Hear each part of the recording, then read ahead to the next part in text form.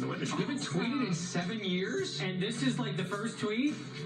Thanks, Dawson. High five. Touchdown. A lake effect snow warning is in effect.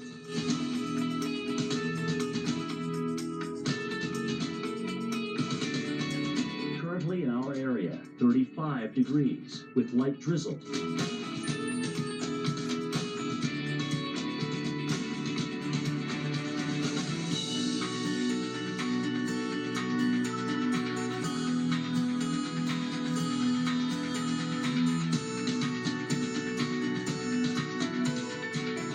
Today, windy with snow, high 35.